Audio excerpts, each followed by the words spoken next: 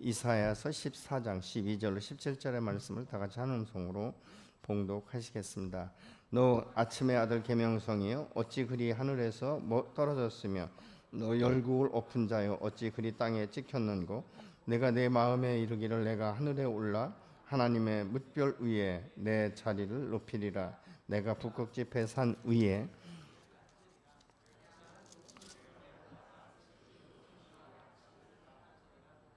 그러나 이제 내가 스올 곧 구덩이 맨 밑에 떨어짐을 당하리로다.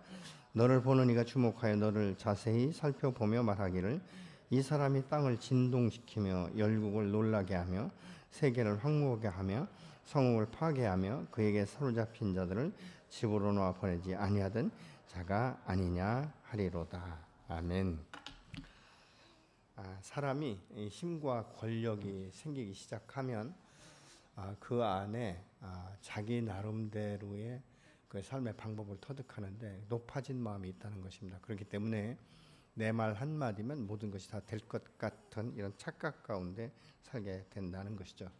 그렇지만 하나님과 언약이에요. 나는 창조주고 너는 피조물이라는 것이죠. 그래서 이 에덴 동산 중앙에 있는 선악을 알게 하는 나무를 먹을 때 항상 기억할 것은 내가 오늘 이렇게 살 수 있는 것, 이 누릴 수 있는 것은 전적인 하나님의 배려요, 은혜라는 것을 기억하게 만드신 것입니다.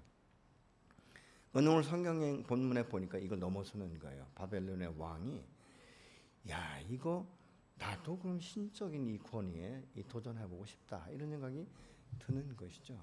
마치 하와가 이 선악과를 말을 듣고 나서 보니까 그 묵상하다 보니까 먹음직스럽고 보암직스럽고 너무너무 이것이 다르게 보이는 거예요. 그러니까 어느 날 이것이 사실인지 아닌지 좀 알아보자. 그래서 그걸 따먹지 않습니까? 그러면서부터 이제 그 아름다운 동산, 이 에덴에서 이제 쫓겨나는, 이 추방당하는 모습을 볼 수 있죠. 여러분, 오늘날 우리가 살면서 왜 자꾸 만족을 누리지 못하고 하나님의 주인 되심, 하나님의 주권을 인정하지 못하는지 아십니까? 충분하지 않다는 생각 때문에 그런 거예요. 내가 구원을 받았고 하나님의 은혜 가운데 건강도 얻었고 이만큼 직장 생활도 하고 돈도 벌고 내 집을 유지하고 자동차도 유지하고 있지만 만족을 누릴 수 없다는 거예요. 그러니까 항상 그 마음 가운데 조금 더 이렇게 이제 살면서 보다 보니까 하나님의 말씀 앞에 불순종하기 시작하는 거예요. 하나님, 내가 채워질 때까지는 내 인생 가운데 내 삶의 목표를 달성할 때까지는 좀 저를 자유롭게 해주세요. 내 마음대로 먹고 내 마음대로 쓰게 해주세요. 이런 생각들을 하게 된다는 거예요. 사람이 하나님의 은혜를 잃어버리는 게 별거 아니에요, 여러분. 은혜를 인정은 하되 하나님 말씀 앞에 순종하지 않는 것. 그 원인이 뭔지 아십니까? 아까도 말씀드렸지만 충분하지 않다. 나는 부족하다. 나는 좀 더 필요하다. 좀 더 누리고 싶다. 이런 생각 때문에 그런 것이죠.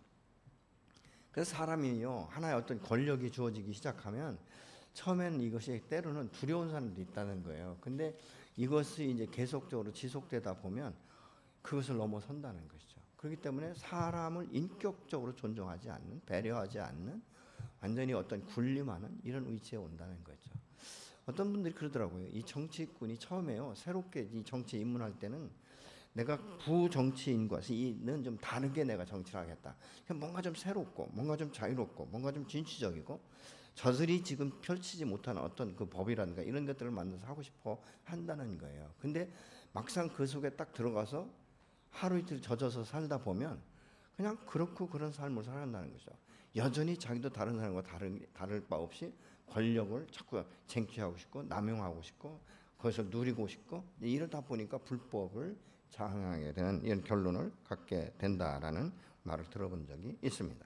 여러분, 우리가 하나님의 은혜를 전혀 잃어버리면서 하나님의 이 주권을 인정하지 않는 그리스도인들은 없을 것입니다. 적어도 그리스도인이라면 나의 옛사람은 예수와 함께 십자가에 죽었고 이제 내가 사는 것은 오직 주님의 은혜로 살고 주님의 영광으로 산다 이렇게 말할 거예요. 근데 실제적인 삶은 그렇지 않다는 것이죠. 아까 우리 유건사님 말씀하신 대로 말씀과 삶이 일치되는 것, 여러분 이거 참 쉽지 않습니다.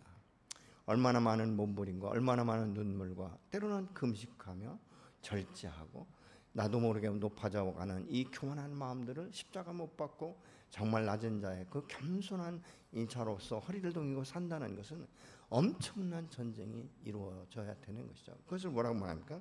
영적 전쟁이다 이렇게 말하고 있지 않습니까? 우리가 사람이 천지를 창조하고 이제 이 창세 3장 인간이 범죄하고 나서부터는 계속적으로 사람들이 확장되어 갈 때 이게 너무 사람들의 마음 가운데 어떤 마음이 생기냐면 야 우리가 이것 갖고는 안 되겠다. 그래서 이 죄가 성한 이 세상 가운데 들어가지 않습니까? 그래서 하나님께서 못하고 참다 더 이상은 안 되니까 홍수 심판이라는 심판을 창세기 6장에 내립니다.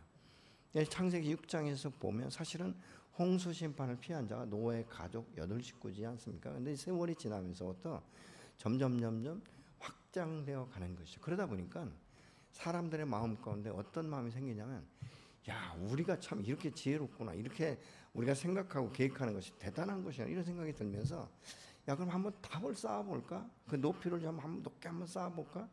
그러면서 그 결말이 무엇인지 아십니까?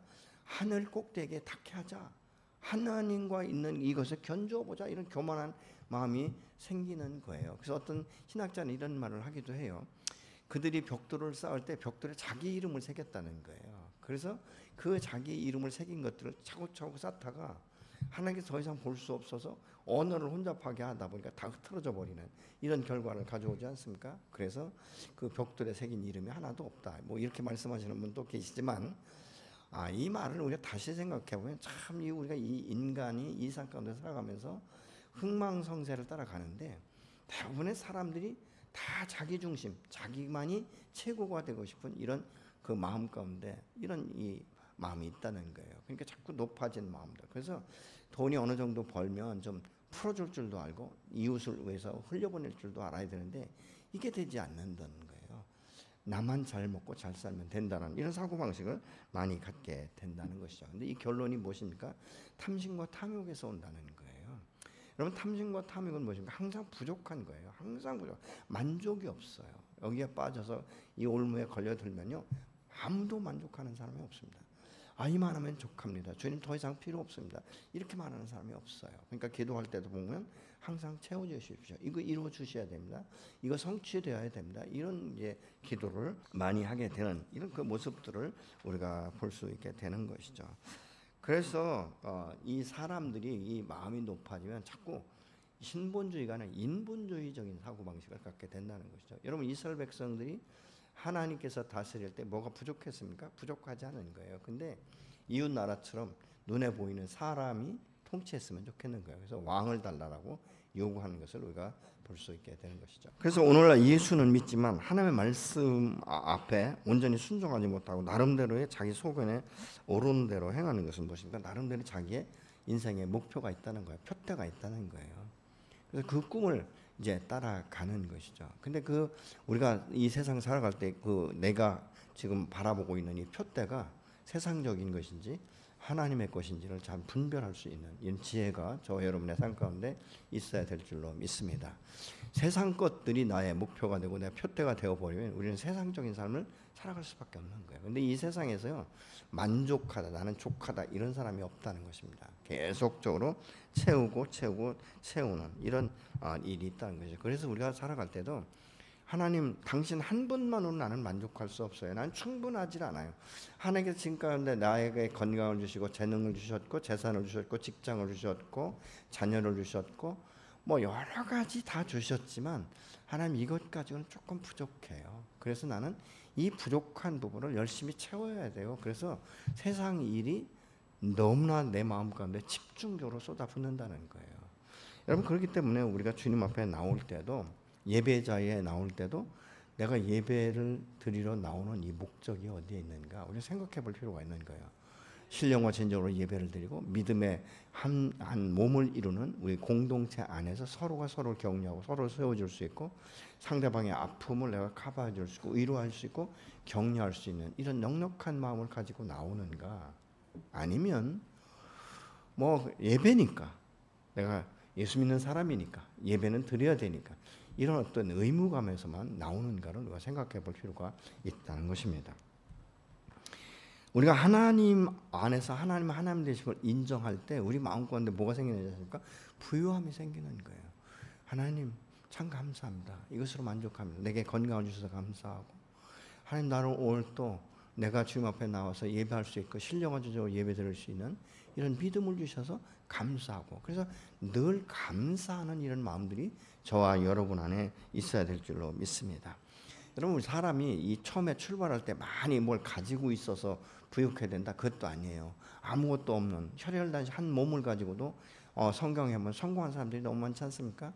요셉 같은 경우는요, 참 아버지의 그 편애를 엄청나게 받은 사람이에요. 그러니까 다른 형제들이 나이스를 신어도 이 사람은 항상 나이키를 신은 사람이에요. 그러니까 다른 사람들이 그냥 비슷한 중고 뭐 이런 거 좋은 옷을 사서 입어도 뭐 이 요셉은요 늘 새 옷을 입지 않았습니까? 그러니까 형제들의 부러움을 산 거예요. 근데 거기다 꿈을 하나님께서 주셨지 않습니까? 그러면 좀 뭐한 사람 같으면 꿈을 그냥 탁 자기 마음 가운데 두고 하나님 앞에 기도하면서 하나님의 때를 기다려야 되는데 말하고 싶은 거예요. 얼마나 말하고 싶은지.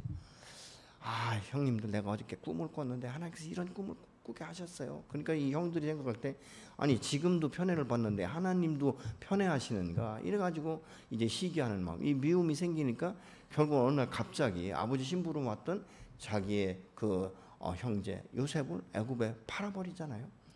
사실 여러분, 노예로 팔려가면요 내가 어느 집으로 도착할지 아무도 몰라요.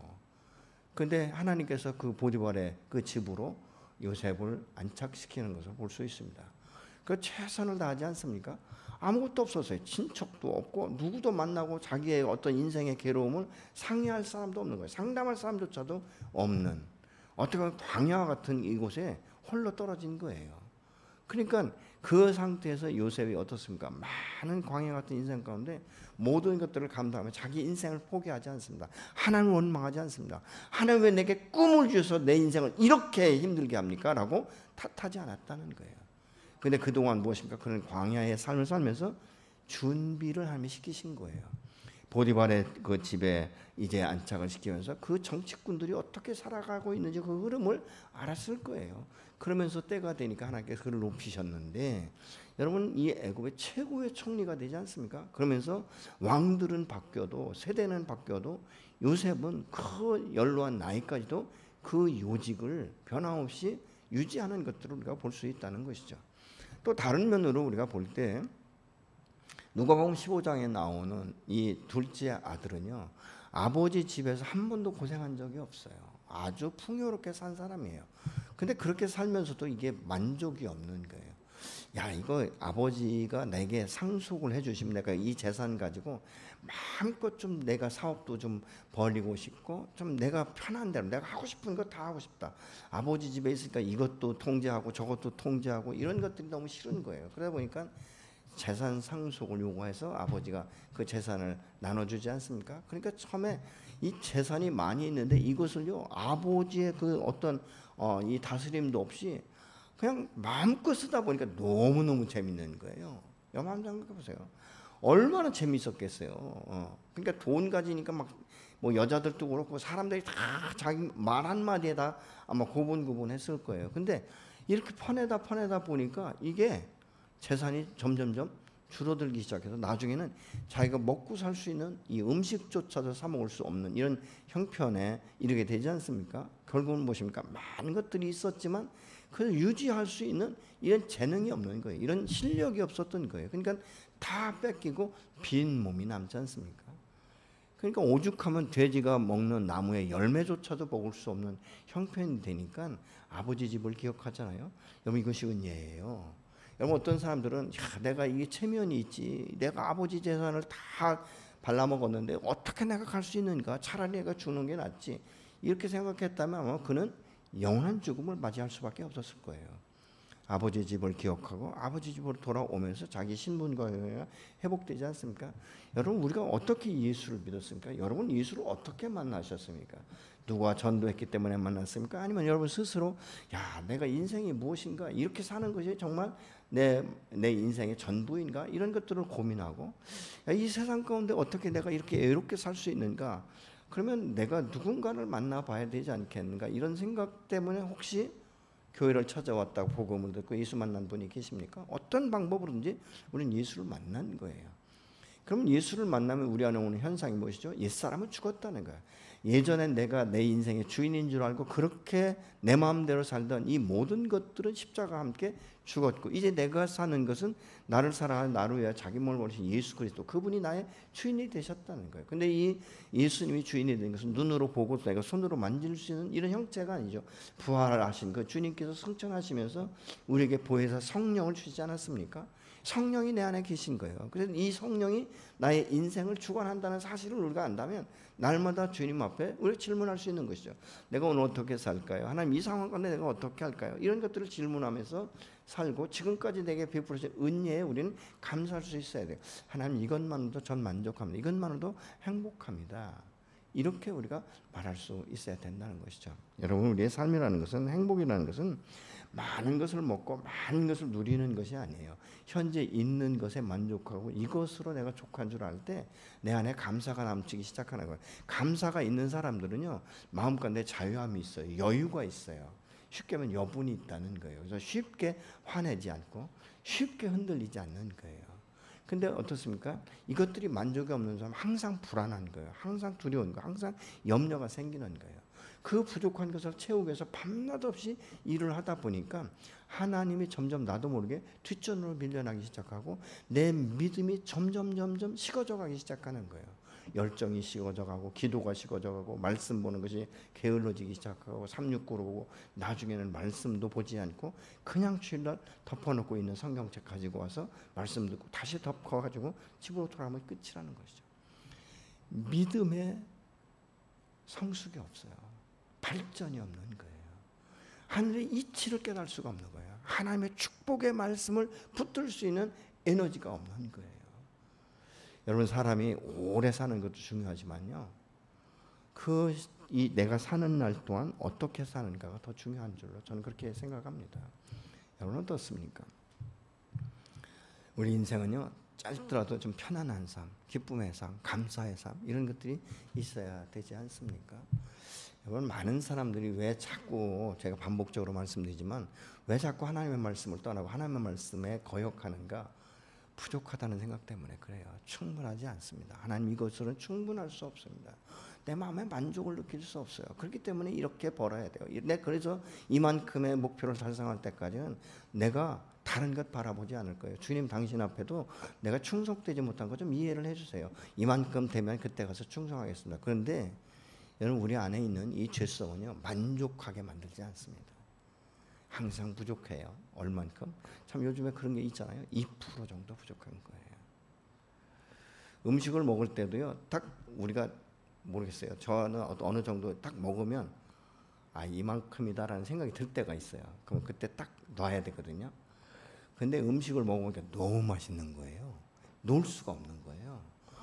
뭐 이거 먹고 죽을 건 아니지만 그래도 이 맛있는 음식을 먹을 때 먹어야지 내가 맨날 이 맛있는 음식점에 와서 사 먹을 수도 없고 기회가 주어졌을 때 먹어야지. 이러다 보니까 가득 채우는 거예요.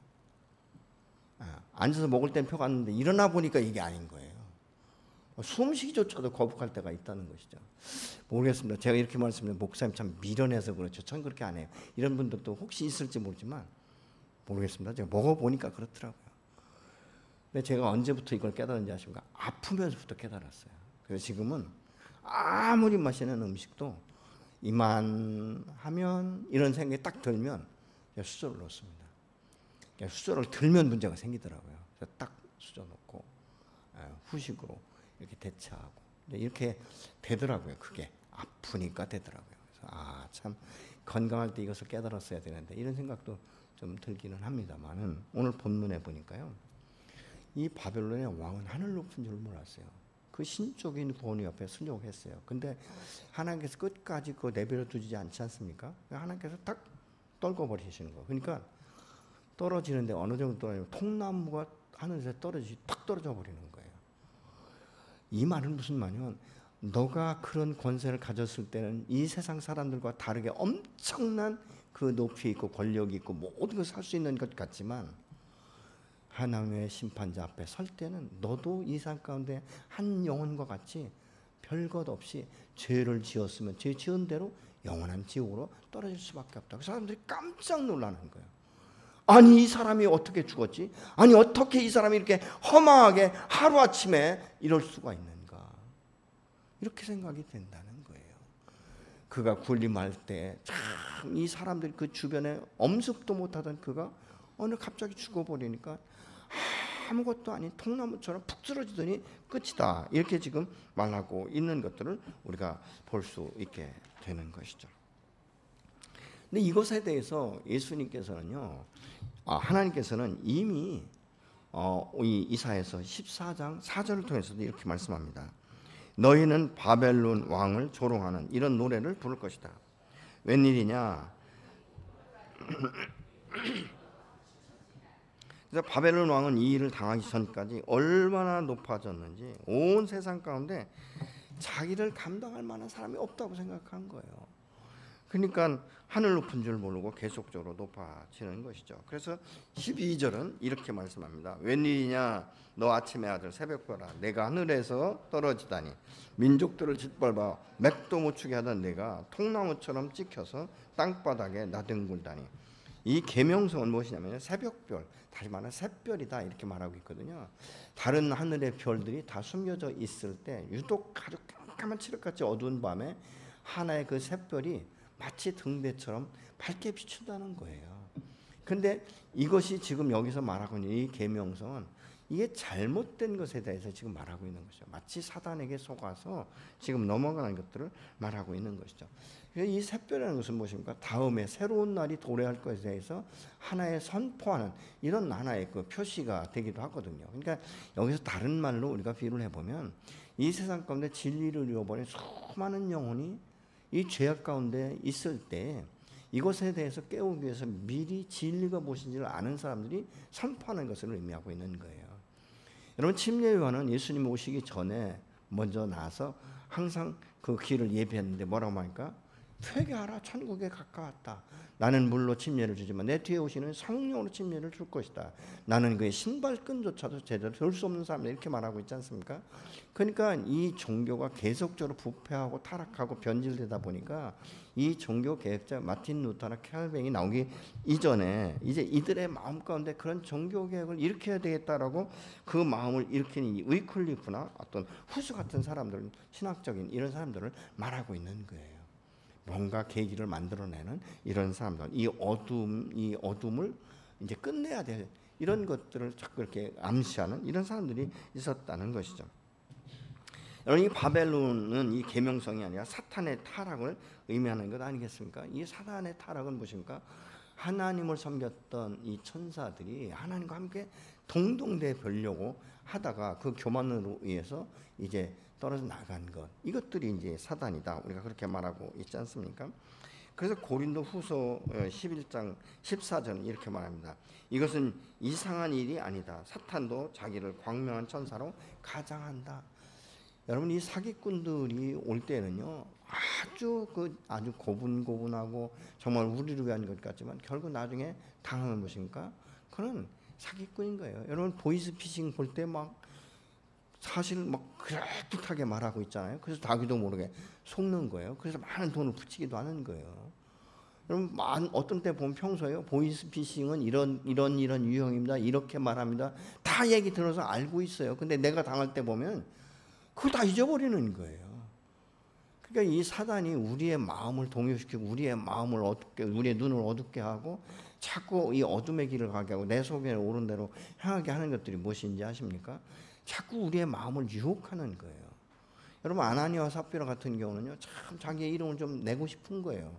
그래서 자기의 전 재산을 팔아가지고 이 베드로에 가지고 오지 않습니까? 그런데 팔다 보니까 이게 이제 돈이 너무 많아 보이는 거예요. 예를 들면 한 1억 정도가 된 거예요. 그러니까 야 이거 1억을 다 내지 말고 한 5천만 원만 갖다 내고 이거 전 재산이라고 하자. 부부가 얘기가 됐던 것 같아요. 그러니까 가서 베드로에게 얘기하잖아요. 베드로가 얘기하는 거예요. 야 너 이거 전 재산 진짜 맞아? 맞는데요. 나 이거 다 팔았는데 5천만 원밖에 안 됐어요. 그때 베드로가 뭐랍니까? 너는 나를 속인 것이 아니라 성령을 속였다라고 말하고 죽습니다. 근데 그 뒤에 남편이 안 오니까 아내가 따라왔겠죠. 아내 또 묻는 거예요. 야, 네 남편이 이거 재산 전 재산 팔고 5천만 원밖에 안 되는데 그거 맞냐? 또 아내도 맞는다고 말하잖아요. 그래서 죽어버리잖아요. 자기 재산 팔아서 하나님 전에 갖다 놓고 죽은 사람이에요. 여러분 이것이 무엇입니까? 그냥 명예, 자기의 어떤 이름은 내고 싶지만 다는 아닌 거예요. 그러니까 이런 그 부분들을 좀 우리가 볼 수 있게 되는 것이죠. 그러면 이건 아나니와 삽비라고 하는 그런가? 아니면 오늘날 저와 여러분일 수도 있어요. 내가 하나님 앞에 다 드리고 싶고 하나님 말씀 앞에 순종하고 싶지만 다 드리면 힘들 것 같아요. 그러니까 적당한 선에서 내가 잘라내는 것이죠. 그러면서 우리 마음가운데 한편으로 어떤 생각이 듭니까? 나는 했으니까. 나는 할 만큼 했으니까. 이런 생각이 드는 거예요. 근데 축복은 어떻죠? 내가 잘라낸 만큼이 아니에요. 그 이상으로 받고 싶은 거예요. 축복은 다 누리고 싶지만 순종은 부분적으로 하고 싶다는 것이죠. 왜요? 그것도 충분하지 않기 때문에. 내가 더 많은 것들을 더 충분하게 누리고 싶고 더 많은 것들을 내가 갖고 싶기 때문에 그런 것 아니겠습니까? 그래서 이 바벨론 왕이 자기도 모르게 마음이 너무 높아졌어요. 근데 하나님은 뭐죠? 교만한 마음을, 교만한 자를 대적하시는 거예요. 그러나 겸손한 자를 하나님이 높이기 시작하신다라고 분명히 말씀하고 있지 않습니까? 자신의 말이면 무엇이든지 다 되다 보니까 이 바벨론 왕이 거침이 없는 거예요. 내 말은 곧 법이 된다. 이렇게 지금 말하고 있는 것이죠. 사람은요, 무엇을 조심해야 되냐면 사단의 속살거림을 조심해야 돼요. 사단은요, 의심을 확 집어넣는 거예요. 마치 하와에게 야 그거 먹으면 하나님과 똑같아질 거야. 그래서 하나님이 못 먹게 하시는 거야. 이렇게 툭 던지듯이 한마디가 툭 들어오기 시작하는 거예요. 그러면 의심하기 시작하는 거예요. 그러면 자꾸 생각하고 묵상하게 돼요. 자기도 모르게 해보고 싶은 거예요. 뭐 그렇게 한번 해보지 이런 생각이 드는 거예요. 그래서 이 사단의 속살거림은요, 마치 포도원을 허무는 작은 여우와 같다. 이렇게 이제 아가서 2장은 말씀을 하고 있어요. 사단은 자신의 마음을 조정할 수 있는 이 인간의 기능을 마비시켜 버리는 거예요. 그래서 내 마음을 어떻게 조정하죠? 성령이 다스림 가운데 내놓는 것이죠. 하나님 나는 힘이 없습니다. 도와주십시오. 그래서 성령께서 말씀하시고 성령이 도와주시는 대로 내가 순종하기로 결정할 때 그것을 우리가 분별할 수 있는 지혜와 또 지력도 있어야 되겠죠. 그러니까 이런 부분을 우리가 평소에 준비해야 되는데 이 평소에 어떻게 준비합니까? 조금씩 준비하면 되는 거예요. 말씀도 뭐 하루에 한 장 볼 수 있고 반 장 볼 수 있고 정 안 되면 동그라미까지 한 그 챕터를 우리가 볼 수 있는 거예요. 근데 이것이 하루 이틀 쌓이다 보면 여러분 나도 모르게 내 마음 가운데 굉장히 이렇게 굳어져 가기 시작하는 거예요. 말씀이 내 마음 가운데 성장하기 시작하는 거예요. 근데 참 재밌는 것은요. 나도 뭐 굳이 암송하고 막 외우려고 하지 않았어도요. 어느 순간이 되면 내 마음 가운데 이 쌓여져 있던 말씀이 툭툭 튀어오르기 시작하는 거예요. 이걸 어떻게 하냐? 기도할 때 보면 말씀을 가지고 하나님 앞에 기도할 때가 있어요. 하나님 성경에 이렇게 말씀하지 않았습니까? 이 말씀이 내 안에 이루어지기로 하는데 이것이 되는 거예요. 제가 늘 자주 말씀드리는 거예요. 기도도 어느 갑자기 내가 꿇고 앉아있더니 1시간 2시간씩 기도가 일사천리로 풀어지고 그렇게 내가 열정적으로 기도했다. 아니에요 여러분. 1분 2분 되고 2분이 3분 되고 3분이 4분 되고 이게 계속적으로 하다 보면 나도 모르는 사이에 30분을 해도 금방 지나가는 것 같고 10년 때로는 1시간을 해도 금방 지나가는 것 같은 거예요. 여러분과 성령에 사로잡힌 사람은 어느 날 하루아침에 갑자기 되지 않습니까? 우리가 마음을 새롭게 하는 것은 예수를 믿는 순간에 새롭게 되었어요. 왜요? 고린도후서 5장 17절 보면 이전 것은 지나갔으니 보라 새 것이 됐다라고 말씀하고 있잖아요. 나 옛사람은 죽었다. 어디서 십자가에서 누구와 예수와 함께. 갈라서 2장 20절은 분명히 말씀하고 있어요. 그럼 나는 새 사람은 된 거예요. 근데 내가 새 사람은 되었지만 새 사람답게 사는 것은 이게 힘이 생겨야 되는 거예요. 채워지지 않으면 새 사람답게 살 수 없는 거예요. 왜요? 나의 삶과 모든 것들은 이미 옛사람의 정서에 익숙해 있어요. 이것이 습관이 되어 있어요. 나도 모르는 사이 무의식 중에 이것이 튀어나올 수 있는 거예요. 이것을 바꿀 수 있는 것은 하루아침에 되지 않는다는 거예요. 여러분 땅이 옥토밭이 되도록 뭐 자갈밭이나 돌짝밭 이 길가밭을 바꾸는 것은 한 번 읽었다고 해서 절대 안 바뀌는 거예요. 많은 돌들을 드러내야 되는 것이고 계속적으로 퇴비를 부어놓고 이것을 갈아주고 뭐 이러다 보면 시간이 지나면서 그게 옥토가 되어지는 거예요. 우리가 성령을 따라 살고 성령 안에서 완전히 순종하고 주님이 주신 것만으로 주님 만족합니다. 그래서 내가 감사하고 하나님을 찬양하고 하나님의 영광을 돌릴 수 있는 것은 한순간에 되는 것이 아니에요. 한순간에 되는 것은 일시적으로는 될 수 있지만 지속할 수 있는 에너지가 없는 거예요.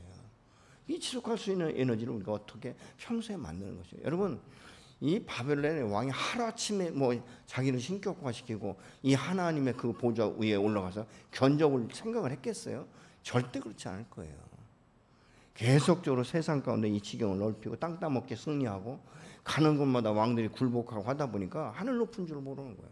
이 권세가 영원토록 지속될 줄 안 거예요. 근데 하나님께서는 그렇게 보고 있지 않다는 것이죠. 사람이 자기의 위치와 본분을 잃어버리면요, 가장 위험한 관계에 이르게 되기 때문에 우리가 늘 깨어 있어야 된다는 거예요. 여러분, 제가 창궐하던 그 시대에 침례 요한은 광야에서 선포하지 않습니까? 회개하라, 천국에 가까웠다. 결국 무엇입니까? 하나님의 심판의 때가 가까웠다. 이렇게 지금 말하고 있는 것이죠. 이 말을 듣고 수많은 사람들이 요단강가에 나서 물로 침례를 받지 않습니까? 여러분, 유대인들은 자기들만이 하나님께 선택받은 백성이라고 알았어요. 그래서 율법의 이 흠결이 없이 지키는 것이 마치 하나님의 뜻인 줄 알았어요. 근데 그거 아니잖아요. 하나님의 구원은 그래서 자기들 안에만 이루어지는 줄 알았다는 것이죠. 그러니까 이방인들을 볼 때 얼마나 우습게 봤는지 몰라요. 이게 교만이에요. 내가 신앙생활하고 좀 믿음이 있다고 해서 이 초신자들을 알기를 우습게 알고, 아이고 넌 아직 멀었다, 아이고. 여러분, 이건 교만이에요. 우리는 신앙 안에서 내가 좀 성장하고 성숙한 것 같으면 여러분, 이 초신자들을 섬길 수 있어야 돼요. 그 사람이 어떻게 하면 이렇게 믿음의 견고하게 설 수 있는가, 이런 것을 도와줄 수 있는 이런 마음들이 저와 여러분에 생겨야 되는 거예요. 여러분, 교회 처음 오면요, 교회가 참 어색합니다. 이 교회가 어떻게 돌아가는지, 내가 어떻게 어떤 위치에서 어떻게 우리가 관계해야 되는지 어려워요. 그러면 어떻게 돼요? 오래된 분들이 그 곁에 붙어서 가르쳐 주는 거예요. 여기는 이런 방이고 이렇게 쓰임 받는 것이고 우리가 신앙생활 때 함께 기도하고 이렇게 한 몸을 이룩하는 것입니다. 이런 것들을 옆에서 가르쳐 줘야 되는 거예요. 저는 제가 뭐 목회자가 되려고 생각하고 예수 믿은 건 아니지 않습니까? 근데 제가 신앙이 성장할 수 있었던 것은 제 옆에 정말 좋은 신실한 친구가 있었기 때문에, 성경을 공부할 때도 내 옆에 앉아서 성경을 펴주고, 성경 공부가 끝나고 나면 여러분 참 이 말씀을 풀어서 이 사역자들이 가르쳐줘도요, 어떤 때는 이해가 되지 않을 때가 참 많아요. 그러면 이 친구는 뭐 지금은 커피숍에 그때 다방이거든요. 다방에 1시간이고 2시간이고 내가 질문하면 한 번도 귀찮다라고 생각하지 않았어요. 그 말을 자기가 아는 것만큼 풀어서 설명해주고, 이건 이런 뜻이야. 야, 이거 이제 잘 이해 안 돼. 나도 이해가 안 돼. 그래서 우리는 또 공부해보자. 그리고 또 물어보자. 이렇게 말을 하면서 제 곁에 한 6개월 정도는 붙어 있었던 것 같아요. 그러면서 제가 그 가정을 보게 되고 그 가정의 모습을 보면서, 아, 믿음의 가정은 이런 가정이구나. 주님 앞에 예배드리고, 그리고 하나님 앞에 신령화제로 예배드릴 뿐만 아니라 하나님께서 주신 그 일에 대해서 얼마나 충성스럽게 그것을 감당해내는지. 그러면서 제가 그리스도인의 삶의 그림을 본 거예요. 그 친구를 통해서. 여러분, 믿음이라는 건 하루아침에 성장되지 않습니다. 일취월장할 수 없어요. 조금씩 보이지 않는 것 같지만 그 안에서 성장하는 것을 우리가 볼 수 있게 되는 것이죠. 사람이 교만해지는 것도 하루아침에 되지 않습니다. 조금씩 자기도 모르게 자꾸 높아지기 시작하고, 과거에 좋았던 친구들의 관계도 자꾸 끊어져 가고, 새롭게 자기의 권력과 어떤 힘과 이런 것들을 위해서 추구해가는 이런 모습을 볼 수 있죠. 그래서 에스겔서 28장 16절을 같이 보시겠습니다. 물건을 사고 파는 일에 커지고 바빠지면서 너는 폭력과 살인을 서슴지 않았다. 그래서 내가 너를 더럽게 여겨 하나님의 거룩한 산에서 쫓아냈다. 너를 지키는 그룹이 너를 불타는 돌들 사이에 추방시켰다. 이렇게 말하고 있죠. 여기서 하는 일이 잘 되고 풍성하다. 그러면서 뭐라 합니까? 그 마음이 강포가 가득하다 이렇게 말하고 있지 않습니까? 근데 이 강포라는 이 원어상의 의미는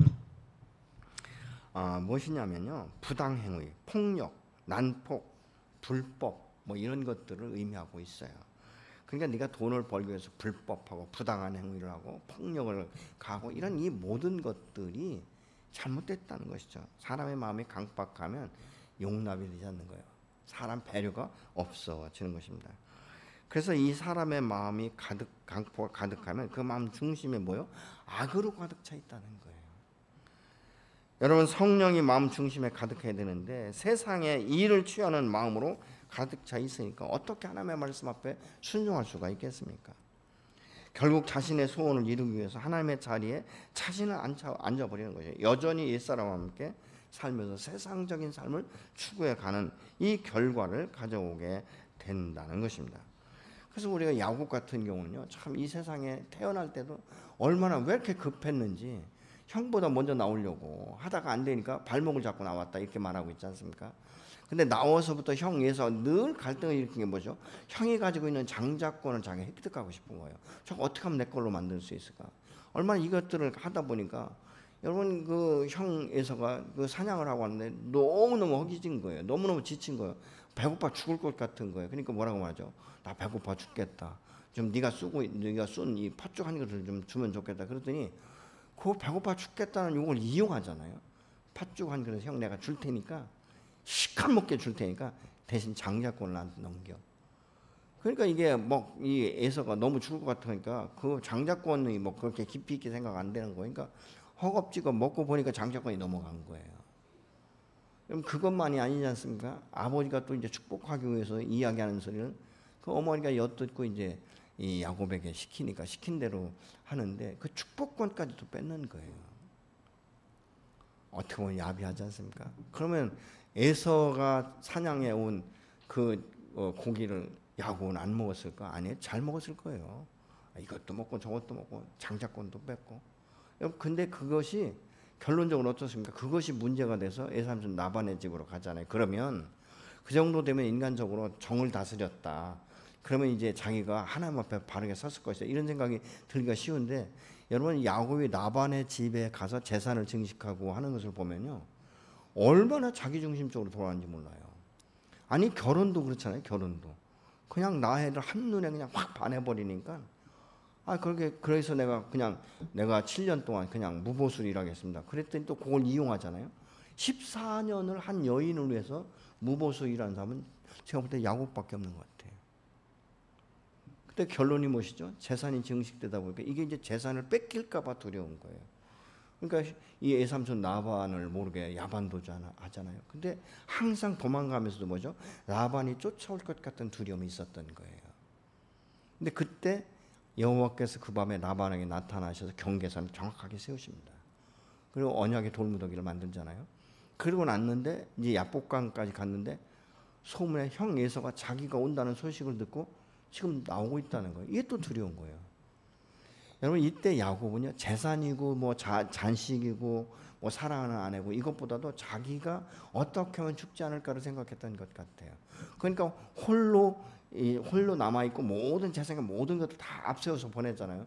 여러분, 이것을 보면서 우리가 뭘 느끼냐면, 사람은 자기의 생명보다 귀한 것은 없구나. 생명보다 귀한 것은 없구나.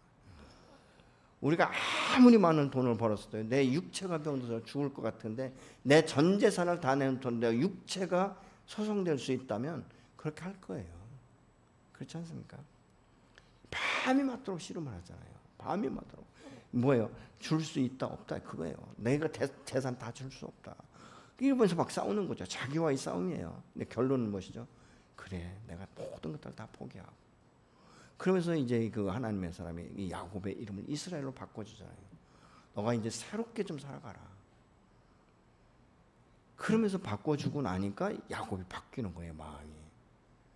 자기가 스스로 살기 위해 몸부림쳤고 자기가 자기를 보호하고 본능적으로 방어하려고 했던 이 모든 그 경계를 해제하고 나서 여호와께서 이 에서의 마음을 어떻게 만드셨는지, 야곱이 그 두려워하던 형을 만났을 때 형이 끌어안고 뭐라고 합니까? 내가 너 이제부터 너의 보호자가 될 거야. 내가 너를 지켜줄 거야. 이렇게 말하는 것을 볼 수 있지 않습니까? 그 후에 야곱이 시간이 가면서 바뀌기 시작하죠.